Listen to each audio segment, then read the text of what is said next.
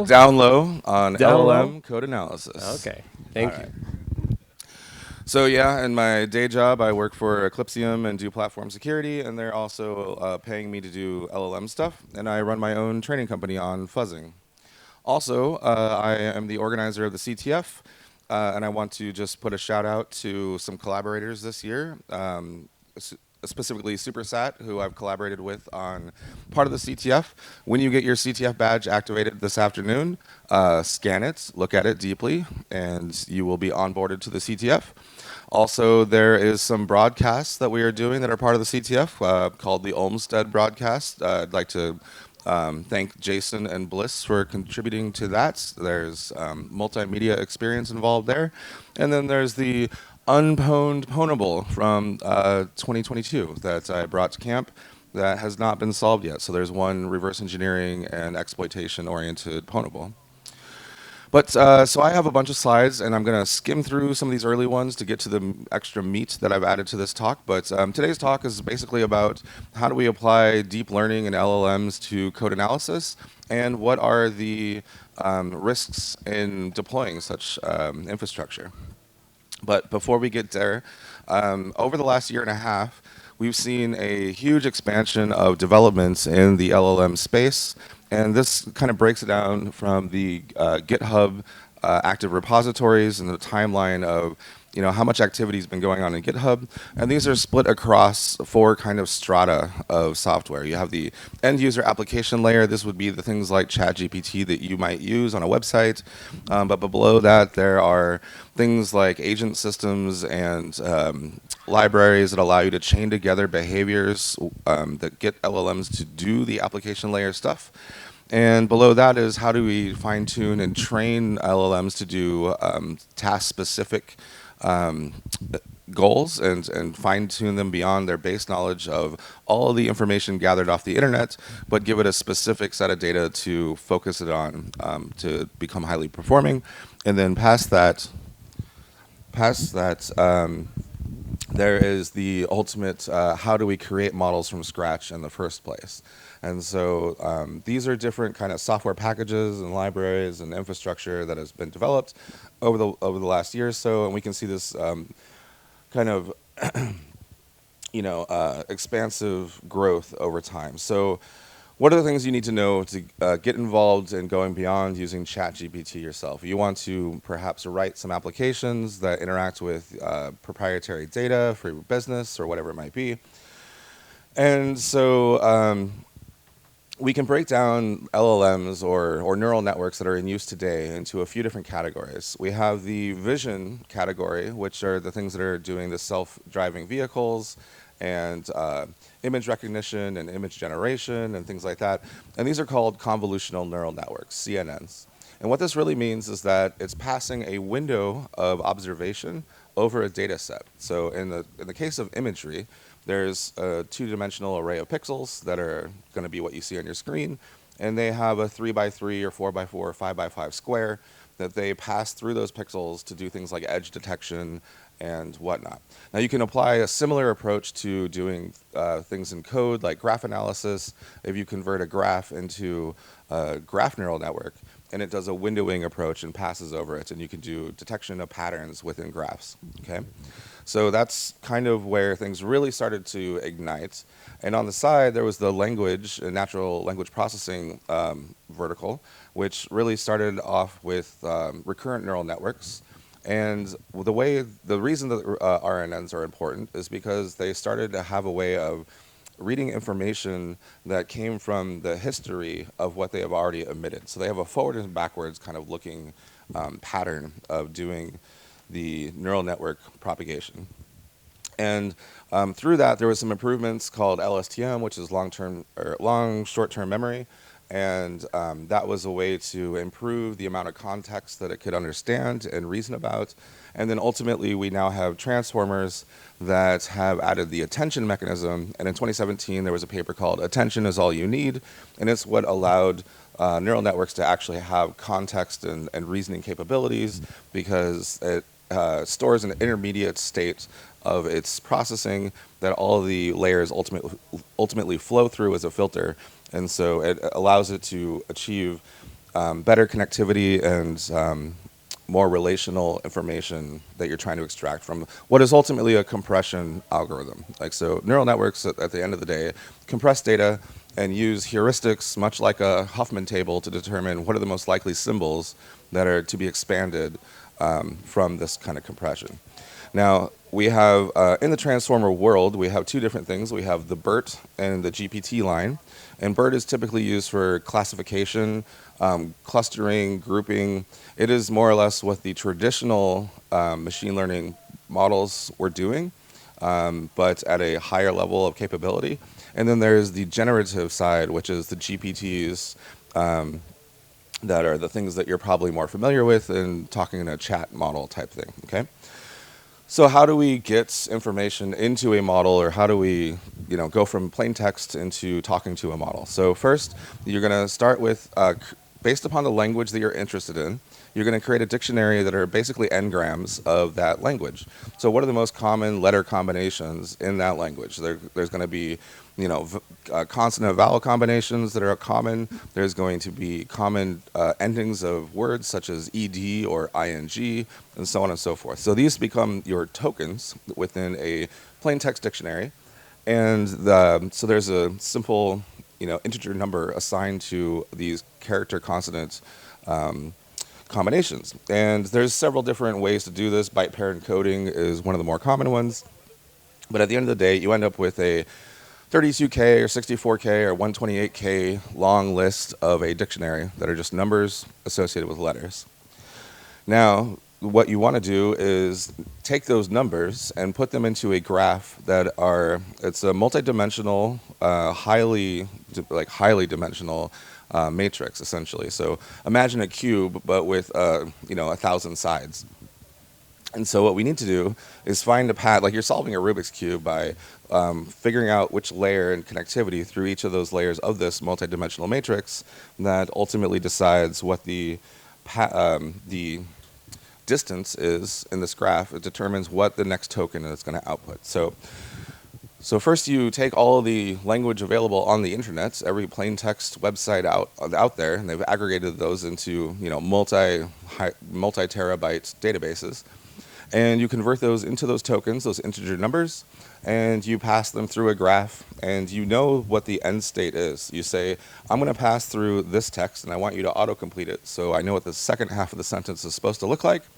And the distance from what the randomized, let's say, initial weights on the graph are, and what you expect the output to be, there's essentially a cosine angular distance metric that you can calculate upon that. So these are how models learn, okay? So, but at the end of the day, your text gets converted into an embedding, which is a path through this matrix, and the weights that are saved in the model itself have been calculated billions and trillions of times to kind of move things in a weird high-dimensional space. That's all you really need to know.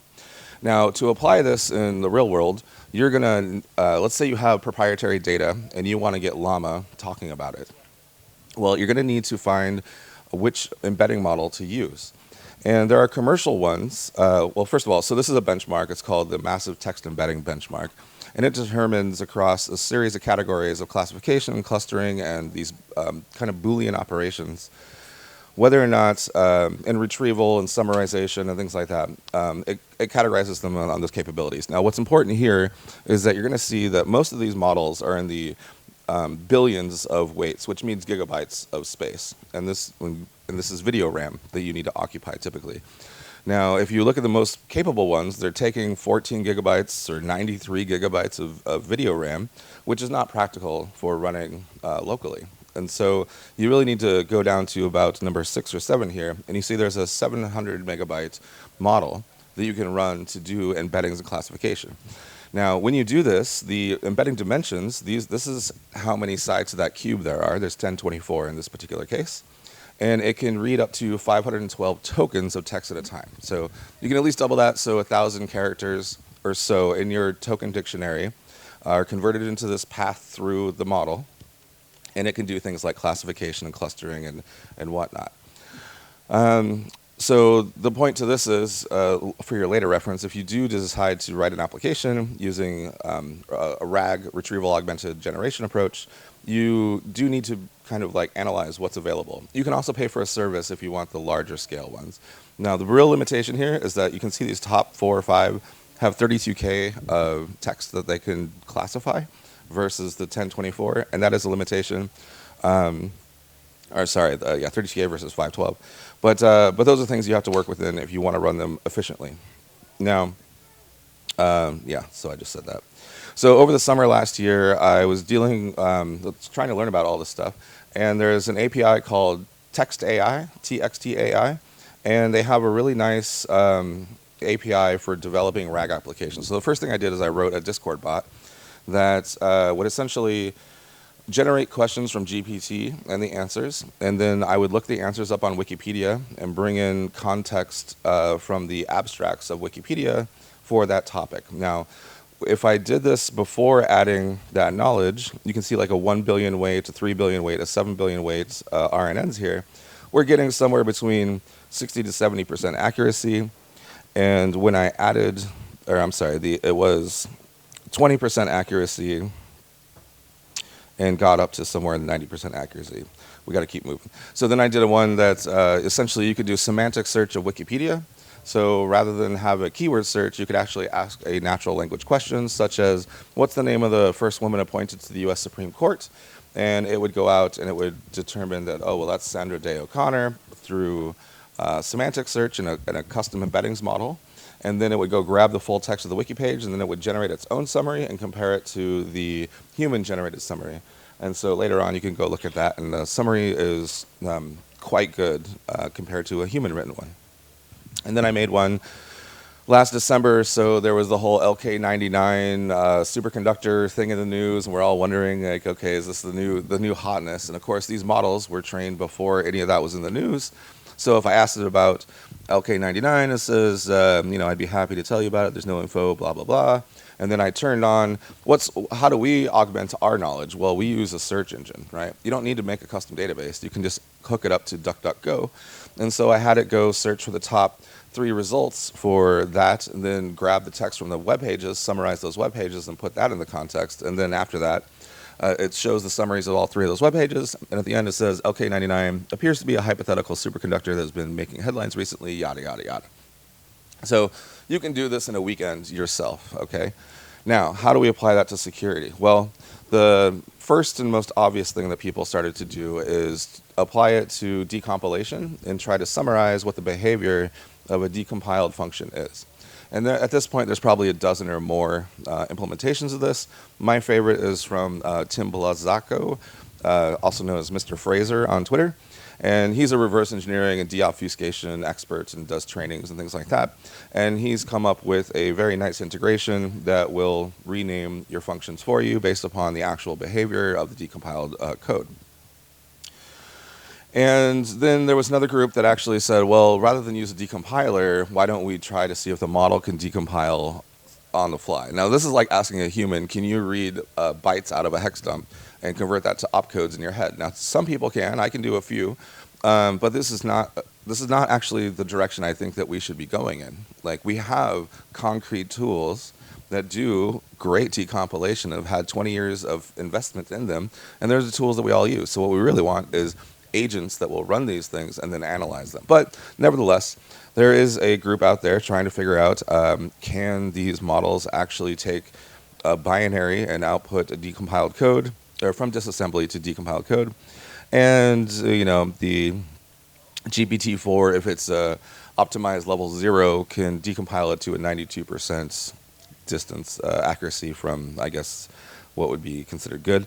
Everything else is down in literally, less than 15% accuracy. Like, don't do this. So this slide is here to tell you that people are trying to do LLMs on things that aren't the right way to apply them. Now, what is more interesting is when you get into the space of having domain-specific languages or specific API sets that you want to train it on and get it to learn how to develop things like fuzz harnesses. And so if you're not familiar, Google hosts over 10,000 open source projects for doing continuous fuzzing.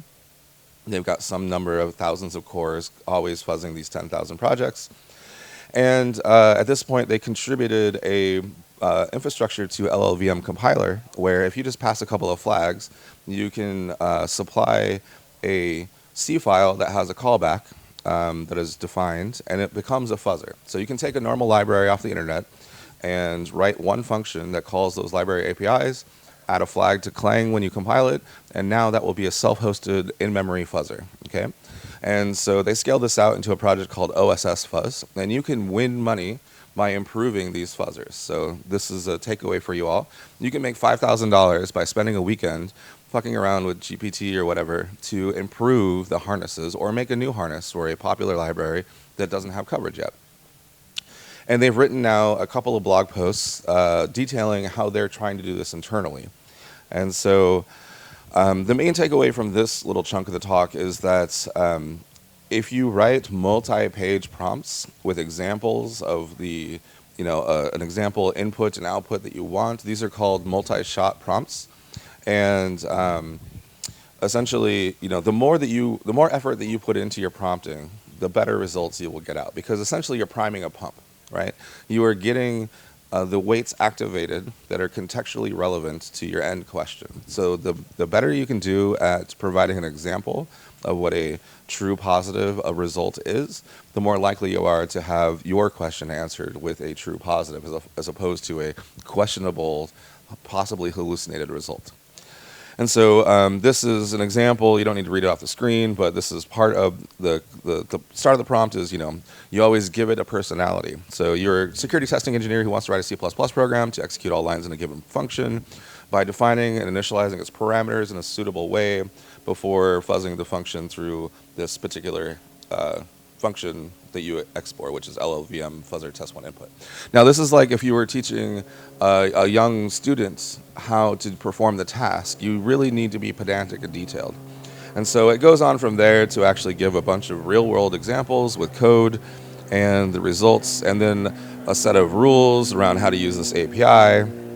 Ultimately, this blog post is like 10 pages long, but the rules ultimately come out to be something like there must be at least one call to this API that's exposed to receive the fuzzy data. All variables must be initialized before referencing them. Don't name them the same thing. Don't use gotos and C code. General rules that you would teach a young student. And so followed by 3 examples of true positive results.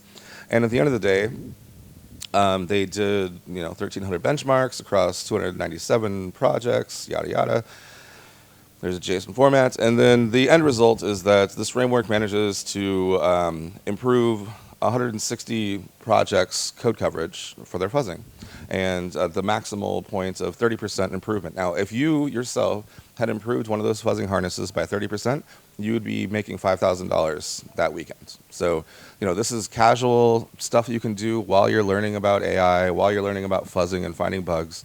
They'll pay you to do it. So that's been going on. And then on the academic world, Brendan Govitz, Moyix, known online, has been head of a group that's been researching how to apply LLMs to various CTFs and bug finding and this whole category of space. And there was a good series of tweets where he talked about how he just took a random .c file that was a GIF file parser and asked it to write a function to generate GIFs that would achieve code coverage on all that code. And it did. It got 92% code coverage just from reading the C source of the target. And also, by the way, found 4 memory safety bugs, 1 hang, and 5 signed integer overflows. So there's signedness bugs. So yeah, literally found apparently 10 bugs just from reading the C source, and was able to generate test inputs that would allow you to activate most of the logic in the code. So then the response to that on Twitter was something along the lines of, sorry, this is just more data. So, and then somebody was like, well, GIF parsers, the RFC's out there, there's 100 GIF parsers. Of course, these LLMs have read all the code available on the internet. Why don't we try something a little more esoteric? And so they did VRML, which if you're old enough, yeah, thank you. Yeah, if you're old enough, then you know that we tried to do VR in the 90s, and that didn't work so well. But but also we know that when you try to Google shit now, it's hard to find things from the 90s. So these models don't have as much access to that as before. And oh, I'm sorry, this is a different example. So that's an anecdote. Besides the okay, so besides providing a parser, this time they just provided an RFC, I guess, and it got like 40% coverage, 50% coverage, something like that. But also the VRML, which also performed kind of middling. Now, there is a group out there, oh, six, sorry. So this is still Moix, and he is using agent-based systems to solve CTFs. And he threw it against the Seesaw 2023 project, which was an annual CTF competition that was published after the models had been trained, and gave it some function calling capabilities. Now, when you train a model to do function calling, what you're really saying is that you're going to get it to essentially give you a JSON formatted input, and you're going to run Python commands in your inference loop yourself. So you're going to run something that either uses Python to use PyTorch or Llama CPP or something like that. You're going to have a loop where every word that somebody sends over the API is now converted into tokens and embeddings and then searched through a model. And now you can become agentic, where you have multiple kind of personalities or prompts that work in tandem as it takes the input question and tries to solve or run different tools or things like that. So you train it to output a JSON format that are the input parameters to a various set of commands that you define. So in this case, they have the commands such as run a Unix command, or create file, disassemble code, decompile code, check to see if the flag solution is correct, and so on and so forth. And with a human in the loop, it was quite successful and was able to benefit people using it. And but without it, pretty much the results are simply that GPT-4 is kind of the only capable tool in this space. And there's some stats based upon what's different categories and so on and so forth. And then there is so then there's this group by Professor Daniel King. They've actually now come out with a series of papers. I originally wrote this slide deck in February or March. So this is their previous paper. They just came out with one a couple of weeks ago that is trying to generate exploits and whatnot. Now, what I would say here is I'm critical of some of these academic papers because in this particular case, there was something like 12 challenges. They were kind of arbitrarily chosen. They're blind SQL injection. It's very corner cased, and because in the academic world you have to find the problem space that your solution fits as opposed to the other way around. And but long story short, really what this just shows you on the slides is that, again, GPT-4 back in March was the only capable model. Now, since then we have Claude Opus and Sonnet and some things like that that are in the public, but the main point here is that self-hosted models are not good at doing code analysis, generating exploits, finding bugs, or anything like that without quite a bit of effort. And that effort does come in the form of developing your own data sets, evaluation criteria, and your own agent-based systems. Now, I've been using a new system from Dreadnode that came with an example of how to beat bandits on overthewire.org. So if you're a CTF player or a war game player, you should be familiar with Over the Wire. It used to be Pull the Plug way back in the day. And this is a simple challenge where you basically just need to know how to use Unix commands, how to use SSH certificates and logging in. But you go to the web page, it gives you a challenge description, and it will beat the first 12 or 13 levels of this war game. So it's not writing exploits yet, but it is using Linux tools and stuff without having a tool-based specialized programming.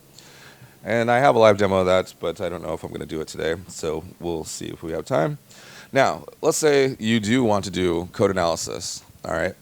I've already said two or three times that GPT-4 and Opus are definitely the most capable platforms for that. But when we talk about code analysis and vulnerabilities and security, we want to self-host, and we want to bring this internally, or we at least want to build systems that have a workflow where we can do some prior criteria or analysis before we go pay for an API, right? You can invest 10,000 today in a couple of GPUs and a server and save yourself 50,000 over the next couple of years if you get some pre-filtering criteria into your workflows for doing this type of stuff. So that's the motivation. You may also be working under contract with NDAs and whatnot, and you don't want to send code out to OpenAI or Google. So there is a whole lane of code analysis tuned models, and they are generally taken from a standard language model and then further trained on code bases. And those tend to be the best. Like, as it turns out, code models, they're not really analysis models. The code completion models, the models that are tuned for code, they end up losing some capability in the general knowledge space and reasoning capability, but are able to do things like code auto-completion quite well. And so these models aren't really meant to find the bugs for you. They're meant to complete your code in the most likely outcome of what everybody else has typed on the internet when they're writing code similar to you. So there is a leaderboard where you can see how well these perform. And this slide is specifically just the self-hosted available models. And we can see that the categories here are human eval, Python, Java, JavaScript. It breaks it down into individual languages. And their success levels are middling at best, somewhere between 50 to 60, 70% accuracy. Not too good. And you can see over time, going from 2021 to 24, we have a gradual improvement, but this is not an exponential growth. We're not seeing a hockey stick in capability improvement.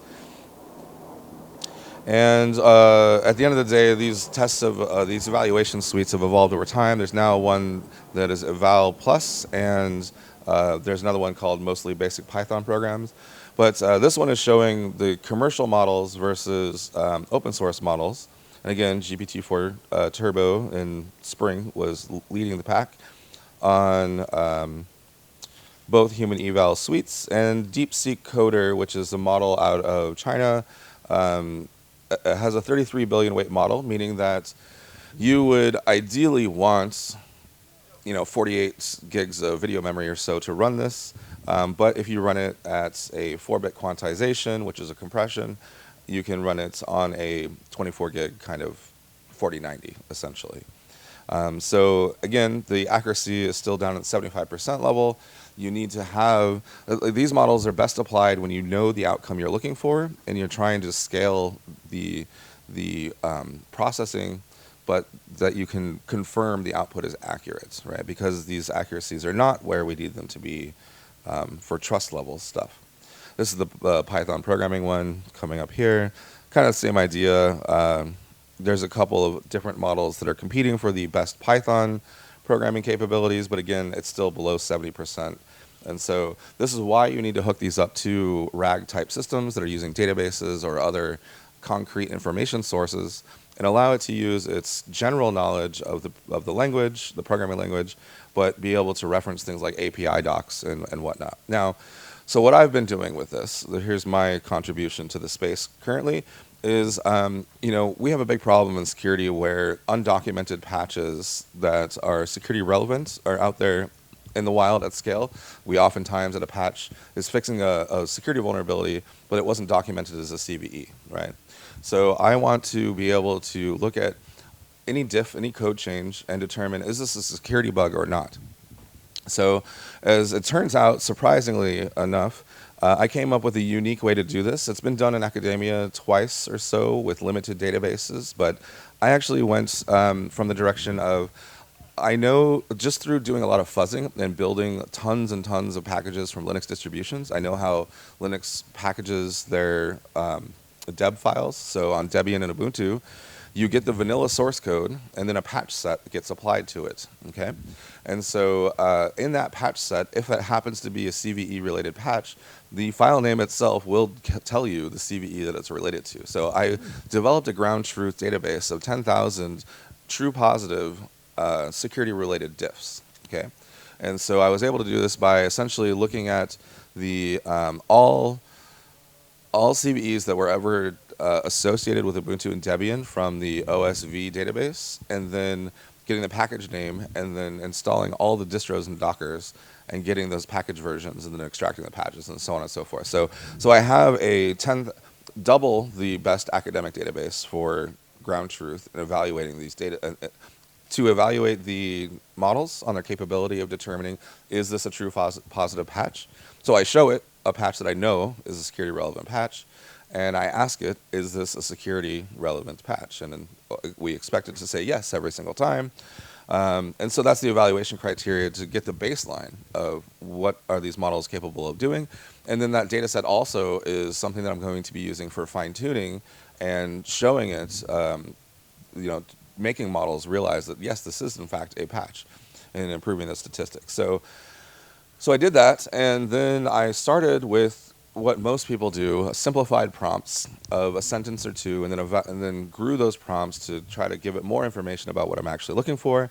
So I'm going to not read the whole thing off the screen, but in general, review the diff, looking for indicators of a security fix. We're looking for things like modifications of memory management, adjustments to authentication and authorization, alteration and settings, permissions, error handling, reporting. The types of things that when you go look at a piece of code that are in the back of your mind, that these are the general things I'm looking for. Now, in reality, what I'm moving towards is a CWE specific prompt for every different bug class, okay? But originally, I was evaluating, should I give it just the diff, or should I give it the full source code? Should I give it the slice of functions that flow into this code change, and so on? So I have essentially a couple of prompts in the slides you can look at later. One was for the patches, one was for the functions. And then I ran it across, I wrote a test suite that runs it across a bunch of models. And the end results after months of doing this, across dozens of models, are essentially that, again, these are March, April kind of results, but Mistral, for publicly hosted APIs, that's the left image here, Mistral Medium, Claude Sonnet, and GPT-4 Turbo were the only ones that had better than 80% accuracy. They were the best performing publicly available APIs. Now, Sonnet just came out with a brand new model literally this past week, and it's outperforming Opus as well. And the whole time I was really surprised but impressed with Sonnet's capabilities, because they named these Opus, Sonnet, Haiku based upon the scale of the model, right? And so Opus is the largest and takes a bit longer to do its inference and processing. Sonnet's a bit shorter and faster, but has a lot of great knowledge. And of course, haikus are short and quick for simple kind of processing. So it is interesting to me that their middle performing model is actually the best at code by 10% on my stats. And then also that they just updated it. So I'm going to have to rerun these benchmarks again. But then the middle model, or the middle column here, is showing you that essentially Llama 3 wrecked the whole competition as far as self-hosted models go. And even the 70 billion weight model, in this particular case at a 6-bit quantization, outperformed the rest. But essentially the 70 billion weight model is finally competitive with some of the public open source ones. And just to show you that I did indeed test other 70 billion weight or more models, you can see in the right-hand column the code-specific models, or models that have Miku was supposed to be a leaked model from Mixtral, for example. But these are single-digit or less than 20% accuracy, and so Llama 3 really is the model that you want to start with if you're doing your own training and tuning. Now, as I said before, I started with those single paragraph kind of descriptors of I'm looking for security bugs. Now this is what I'm inputting, is I have full-on JSON formatted descriptions of each bug class, and describing, and of course I use GPT to help me write some of this stuff, but buffer overflows occur when data exceeds the buffer's storage capacity, overriding adjacent memory, and then the steps that you would do yourself mechanically to analyze code for that bug class. And so, identify buffers, especially fixed-sized buffers, analyze the input functions that flow into those buffers, including things like string copy, printf, etc., and so on and so forth. So now you get detailed descriptions of each little type of thing that you would do in your own mind behind the scenes. And not only that, but I have a friend, OG hacker, Raptor, who wrote all these semgrep patterns, and I was like, you know what would be great is if you wrote that for Wegley. And the main reason is because Wegley doesn't require compilation; it uses tree setter. And so I have over 200 static analysis patterns that I'm feeding into the model along with the bug class descriptions. And so, number one, it can read the patterns and it can somewhat understand regex.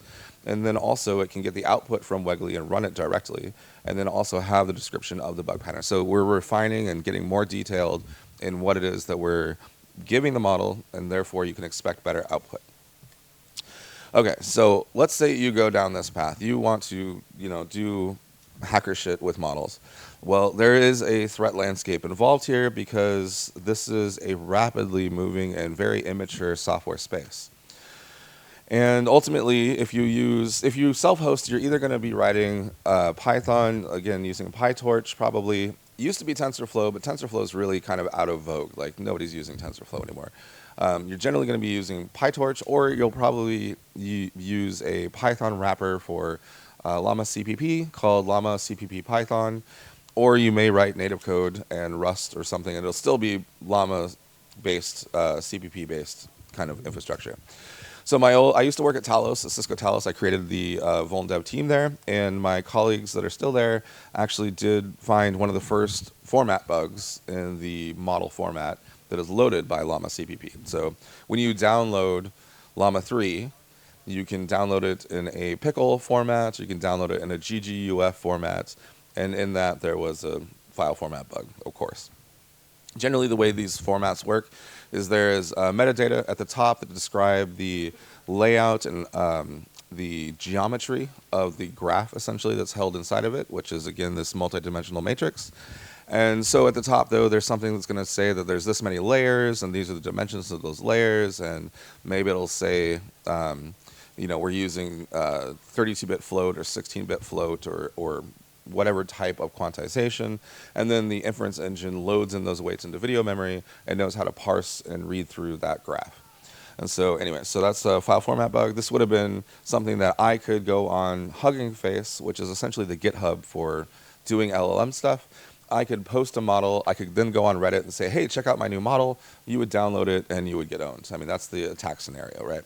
And I wouldn't normally be a person that advises people go to Reddit, but as it turns out, in the LLM space, essentially, Reddit machine learning and local llama are two subreddits that are highly active and really how to keep up with the intense churn that's going on here. So anyways, because of that, you can find unsuspecting people to hack through these types of attacks. So obviously, file formats are an issue. And when these bugs are found, the response from the developers are less than ideal. So here's another bug that was in the server-side infrastructure. So this one is if you're hosting a model and you have an application using it and you don't secure that endpoint, then other people can connect to it and send via JSON data some configuration to that model that will result in vulnerabilities. And so in this case, there was a directory traversal in an upstream package. It wasn't even in the code. All they had to do was pull a new code, and the response was, yeah, we eventually need to update that. I kind of thought this was going to happen. Unfortunately, I'm really busy, and it's only on Windows, so who cares, So as it turns out, I also, in the process of doing my code analysis work, as I said, I was forcing a grammar to make it do a yes or no output and to evaluate the prompts, or maybe I said that or not. But in doing that, well, whenever you have a grammar parser in a server-side thing and you can supply a grammar, well, I'm a fuzzing guy. To me, that is like, I gotta poke at it. And so sure enough, I poked at the grammar parser and found multiple remote memory corruption bugs, integer overflows, whatnot. And as it turns out, Mozilla has forked Llama CPP into a project called Llama File. It's actually a very interesting project where I don't know if you follow this particular researcher, but there's something called Cosmopolitan libc. It's a cross-platform, cross-architecture, portable libc. And so essentially, Justine Tunney is the author of all this. She binds a loader to the model itself. So you have one 4 gig file, 8 gig file, whatever it is. And that's the model and the interpreter all put together, and it can run on a Mac OS, Linux OS, Windows, etc. So I submitted these bugs to Mozilla, trying to get CVEs for them. Because again, the high churn and the ecosystem they're not really up to security general workflows. Like, they don't know how to get a CVE. This one random dude, Georgy Gevshinov or whatever, wrote Llama CPP. He's an excellent programmer, but this is not a product, you know. So anyways, Mozilla did fork it, and it is a product from Mozilla. So I submitted them to Mozilla, and long story short, this is just showing it got patched back in May. I submitted it sometime in April. It took a few weeks, but we got that done. So what this was, though, is that in multiple different ways, in a HTTP post request to the Llama CPP server, you had several memory corruptions depending if they were using the GPU acceleration or not. Also, the comment here is actually not fully accurate. It really reduces it down to being like it's an unclosed quote, but there was quite a bit of flexibility in what you can do, and these are persistent servers, and so this I believe would have been exploitable. So I did mention that if you're not using the native C++ parsers, you might be using Python and PyTorch, which is from Facebook. And everybody's using PyTorch because it has kind of a more comfortable API. It's more Pythonic. It's more modern than the TensorFlow older stuff. But unfortunately, because it's Python, we know that pickle files are deserialized JSON and data formats, but they're actually objects, and they can have initialization functions when you load them. So if I upload a pickle version of a model, when you load it, I can execute arbitrary code on your machine by design in the PyTorch infrastructure. So somebody finally realized this, a few years ago, and said, hey, maybe we should make a format that doesn't do that. And so they made something called safe tensors, and safe tensors are just a custom format that isn't supposed to deserialize. Now, then they got real smart. They're like, well, why don't we just go ahead, because Hugging Face is literally GitHub infrastructure based, why don't we go ahead and make a GitHub bot, or Gitbot, that goes out and sends PRs to automatically update your pickle models to the safe tensor model. That seems legit. Okay, well, now here's what happened, though. In the process of doing so they have an agent that goes out, it makes a Docker, and if you accept their PR, or actually without a PR, automatically goes out, grabs your model, converts it, and then pushes a PR to you.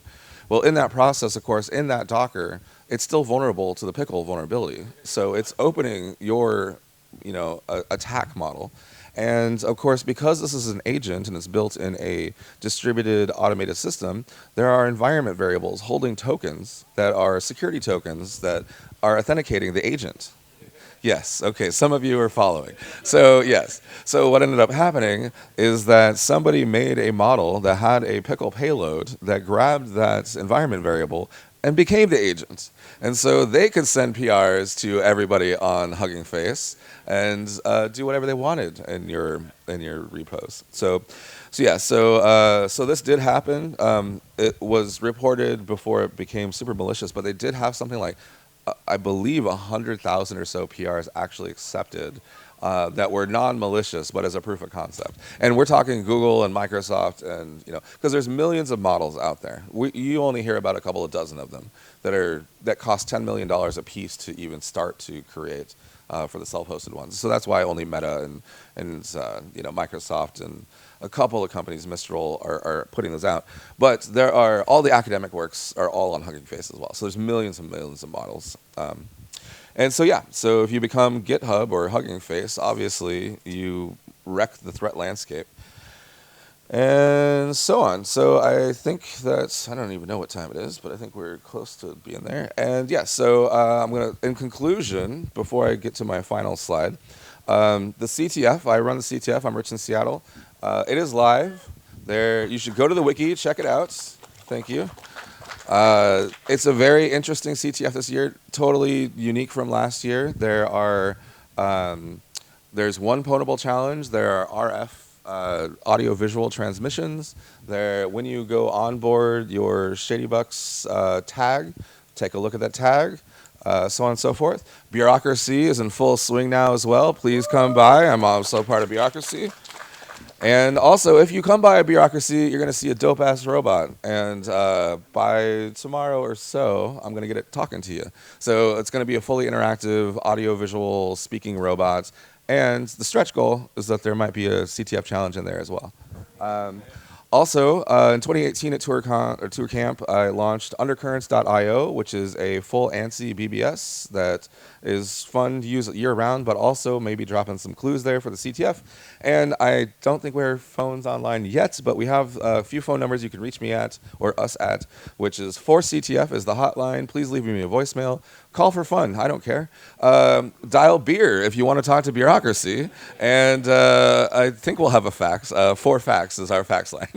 And with that, just final comments here is, number one, if you've only used ChatGPT or the public web APIs, I highly encourage you to actually use the APIs, not just the web interfaces. You can, in fact, for free, and don't confuse this because Musk has the Grok with a K AI. There is Grok with a Q. It's a custom ASIC created by the people that created Google TPU, the tensor processing units. It's actually now LPU, language processing unit, I think.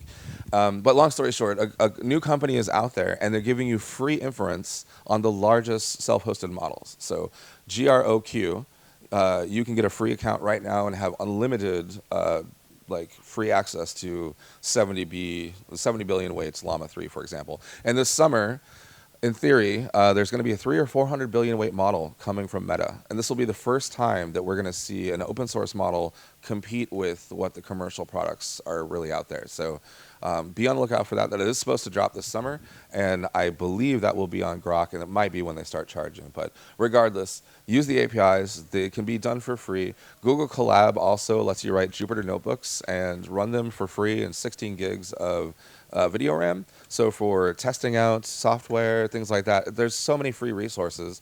And hell, if you want to run some fuzzing machines, who says you can't do it in a Jupyter notebook? But so get involved. Pay attention, of course, to Meta. I would say the Llama series and the Mistral series are the two more interesting ones that are self-hosted. You know, install a plugin and use it in your IDE, and you will accelerate your capabilities. And then if you're really wanting to do real work, though, get into agent systems, put effort into your prompting, and you will get better results out. Now, these are not knowledge engines in the sense that you can't expect true facts all the time, but they are able to deal with language. And if you hook it up with true facts and a language interface, then you can talk to it with language. It can grab the true facts without you writing SQL queries and things like that. And also look into structured output. So I'm using the BNF-based grammar formatter in Llama CPP primarily, but there are other things like JSON Former and Gorilla, and there's a number of systems out there. I would also say that the one that's not well known, if you're going to write an agent system, is this dreadnode.io. It's two security researchers. They run the AI Village at DEF CON. It's a very lightweight system. It's not like LangChain where it's the kitchen sink. It's actually a very nice kind of like, if you write a video game, you have a event loop, and you have objects and actors and actions and things that can happen. And this is architected in a similar manner. So it's really, really nice to work with an agent. And so, yeah, so we're on the cusp. I mean, I don't think we're there. Again, we're in the 70, 80% accuracy range. So you can't just ask a model one sentence to solve the world's problems. But if you put the effort in, you can make it do work for you. So thanks for your time. Thanks for coming. Thank you.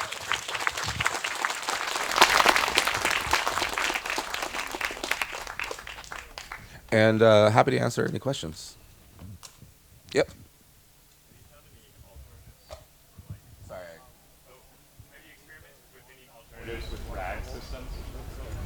Alternative with RAG systems. So if you're going to get into RAG, I would absolutely recommend that TXT AI API to start with.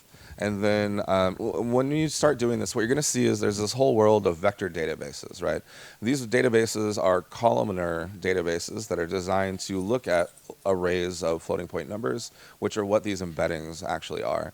Now, what I would say is avoid this entire new SAS world and actually stick with the things that you know. Redis and Postgres have vector extensions. In fact, PG Vector is the Postgres vector extension, and it was just improved in the last week or so for like cloud scale.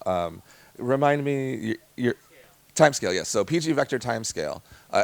In fact, had read about it, and then I just met up with David last week, and he was bringing it up that his friend's involved. But so PG Vector was the original Postgres vector database extension.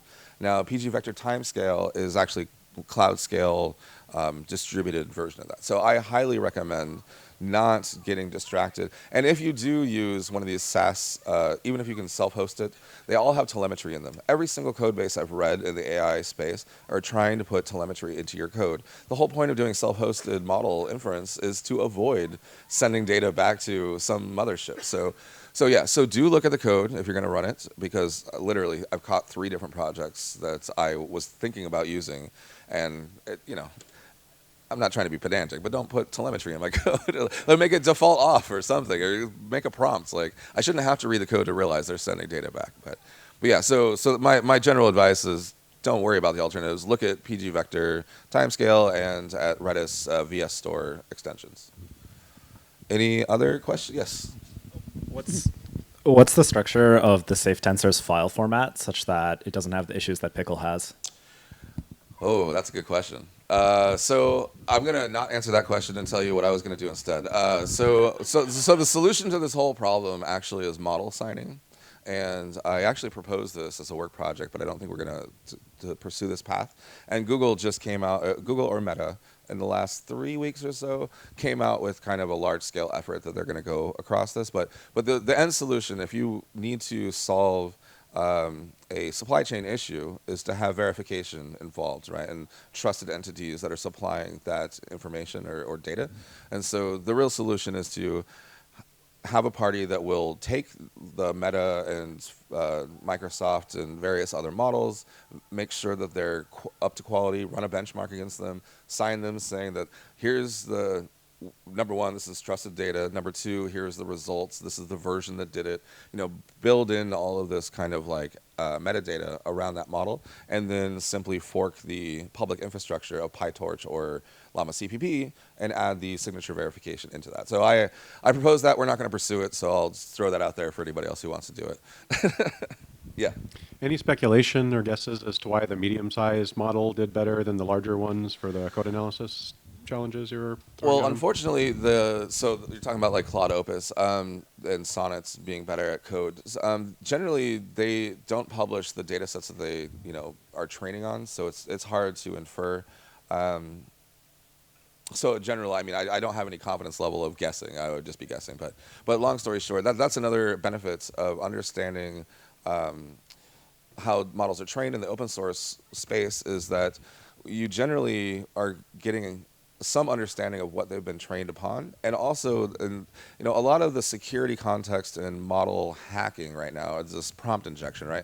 Well, we're a shady tail, we're phone freaks, we know a little bit about in-band signaling, right? So obviously, this is a classical problem of not having a separation between user input and the data processing, or no validation. So the whole prompt injection is just kind of bullshit, and as it turns out, the post fine-tuning steps that remove some of the ability to say bad things or, read you the anarchist cookbook or whatever, is reducing the capabilities of the models themselves. And so what you really do want the raw models, and eventually I think as compute becomes cheaper, we won't want the fine-tuned models. Like right now you want the instruct models because you can ask it questions and not just do an autocomplete. Because for an autocomplete, you need to have a lot of prompting. You need to do the full on, here's examples of inputs and outputs, and now I'll ask you a question, now you autocomplete it. So you would have to spend hours to create a good prompt for a base model. But the base models are more capable than the instruct models. And as they continue down this brand protection is really what prompt injection is all about. Is like Meta doesn't want their chatbot talking about building bombs because it's brand protection. It's simply marketing. It's reducing the quality of the models, and at some point you'll be able to quickly fine-tune your own models within 24 hours to get it to only say the things that you want. But yeah, in general, as far as Why medium-sized models are better than larger models, the best guess would simply be that the larger models are over-tuned for behaviors that are reducing some of the capabilities that are inside it. Yep. Yeah, with your CVE project you said you had a big database. Were you using it just to test that the CVEs were found by the LLMs, or did you like make an embedded? What was the question? Okay, yeah. So the question was with the 10,000 CVE patches that I have extracted and have true positive in my database. Was I just testing to see if those patches were security relevant, or using it for fine tuning? I think. So yeah, so the reason that I, on the slide where I was showing those performance metrics is I've been waiting for a model that's worthy of spending the cost to do the fine tuning. Now, you can do fine tuning for hundreds of dollars and maybe $1,000 or something. It's not going to be in the millions or tens of thousands of dollars, so it's not a huge cost. But Eclipseum's a startup, so we do have limited resources. So I've been building this data set with the intent of doing fine tuning. Code Llama, based upon Llama 3, might be a good basis. But yes, so it is in preparation for doing that.